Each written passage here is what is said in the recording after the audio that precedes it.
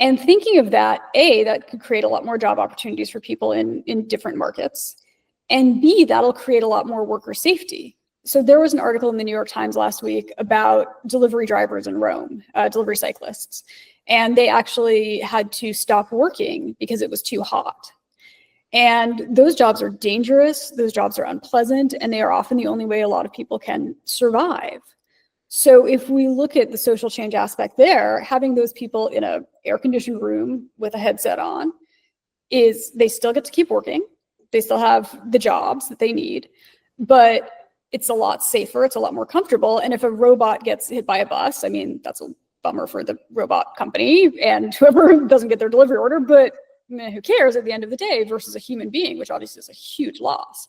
So I think really sort of looking at that social impact side of things and thinking about how we can incorporate this technology to make everyone's lives better and make sure it's equally distributed is going to be a really important thing going forward. I have a Vision Pro that I use, if not daily, most days for calls, for collaboration, for work. I use my Quest headset for the same thing. And I really think the future of work in the next several years, and starting pretty soon, will be anchored around working together in a spatial environment. And what that does is it opens up opportunities for a lot of new talent.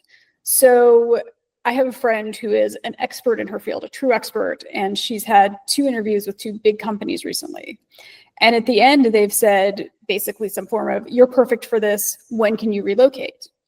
Now, she can't. She has a family, she owns a home, she has a spouse who has a job, she has children who are in school. It's not easy to pick up and move across the country when you are an established professional. And yet these companies are cutting off their noses to spite their faces when it comes to talent retention and talent acquisition. And so using this technology to open up a new world of work and collaboration will solve a lot of those problems. So one of the things that I'm very committed to is making sure that this technology is available to everyone. And one thing that we absolutely have to avoid is the uneven distribution of this technology. And I'm on the World Economic Forum's AI Governance Committee, and that's a lot of the work that I've done in that space is making sure that this is equally distributed. So I don't want it to just be people in Silicon Valley or New York or London or whatever, Shanghai, whatever tech center you want. I want this technology to benefit everyone, to make everyone's lives better. So the model that I'm most interested in is the Texas Alpha School. And the Texas Alpha School, basically, every morning there's 2 hours of instruction. So every student has to know the fundamentals. They need to know reading and writing and arithmetic. But after that instruction, the students have their own self-directed projects, and a lot of those are powered by AI. So they will work with AI tutors, they will work with different programs to build a business or to come up with an idea for a spaceship. Whatever their passion is, they can use AI to build around that. Teachers are still very much in place, right? They're controlling the classroom, they're making sure everyone stays on task, they are giving advice and feedback. So the teachers are almost more like docents. So it's kind of the Oxford University model. It's funny, I hear people talk about how Texas Alpha School is this brand new thing.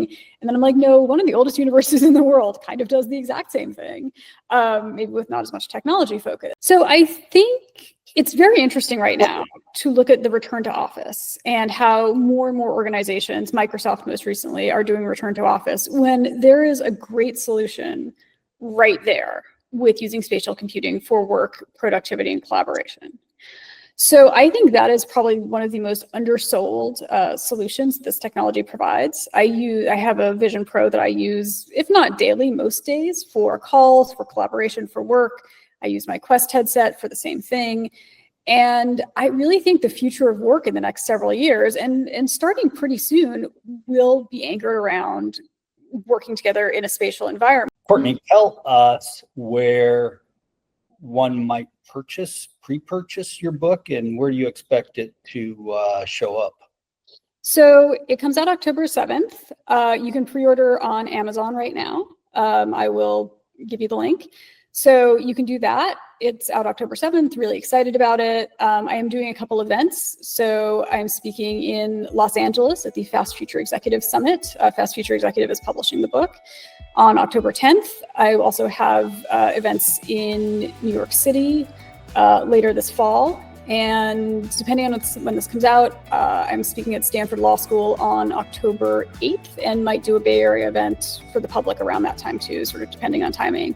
I do a lot of speaking, I do a lot of consulting. I am always interested in speaking to folks and helping them build this. So if folks are interested in any of that, they can reach me at Cortney, Cortney-Harding.com. That's my website.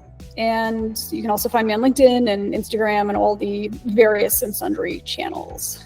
So website is Cortney-Harding.com. Yes. And search The Spatial Race. Yes. Amazon. Yes. That seems pretty straightforward.